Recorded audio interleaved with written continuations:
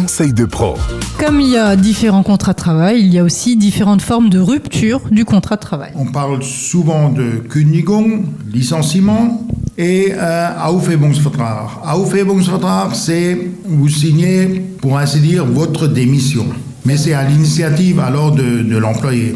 Il faut savoir que pour avoir droit aux indemnités chômage, il faut que ce soit une Kündigung. C'est que dans des cas exceptionnels de rupture de la part de l'employé, si c'est vraiment en licenciement pour raison économique, vous pouvez bénéficier des droits au chômage. Sinon, il y a vraiment des périodes de carence très très longues et il est vraiment aléatoire de toucher du chômage. Est-ce qu'il y a des préavis à respecter de la part de l'employeur ? Alors le préavis il va de 1 mois jusqu'au maximum 7 mois, sauf évidemment si c'est un licenciement pour faute grave où il n'y a pas de préavis à respecter. Et en cas de démission de la part de l'employé ? Il faut d'abord vérifier le contrat de travail. Il y a des contrats de travail qui mettent les mêmes durées de préavis que pour un licenciement. Sinon, la loi, elle oblige ou elle permet un préavis de 4 semaines seulement. Est-ce que mon employeur peut me licencier si je suis en arrêt maladie ? Oui, ça arrive.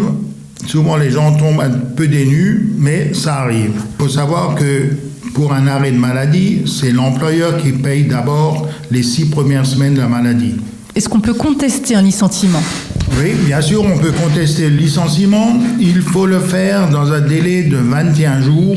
Alors là aussi, nous avons un juriste qui aide les personnes à contester les licenciements. Il vérifie d'abord s'il y a une chance d'aboutir et dans ce cas, c'est lui qui dépose la contestation du licenciement au Arbeitsgericht. Et est-ce que, comme en France, il y a une indemnisation légale en cas de licenciement ? Eh bien non, sauf dans les grandes entreprises où tout est assez bien réglé. Généralement, c'est à partir d'un demi-salaire par année d'ancienneté que ça se négocie. Mais sinon, dans une petite entreprise, souvent l'employeur, en cas de licenciement, il ne propose rien du tout. Et on ne peut pas contester au tribunal le fait de ne pas avoir eu d'indemnité. La seule chose qu'on puisse contester, c'est le licenciement. Lors d'un licenciement, quelle démarche est-ce que je dois faire tout de suite ? Dès le premier jour sans emploi, c'est-à-dire à la fin du préavis, il faut que la personne s'inscrive à France Travail. Que ce soit un samedi, un dimanche, chaque jour qui est passé, c'est un jour qui ne sera pas indemnisé. Pour être indemnisé en France, il faut fournir à France Travail les salaires que vous avez eus en Allemagne. Alors c'est réglé de telle façon, l'employeur allemand, il remplit une Arbeitsbescheinigung. Ce document, il va donc à la Arbeitsagentur en Allemagne qui remplit un formulaire pour la France, le PDU1, et c'est à la personne licenciée de faire la demande. Alors là aussi, on conseille toujours aux personnes de venir chez nous.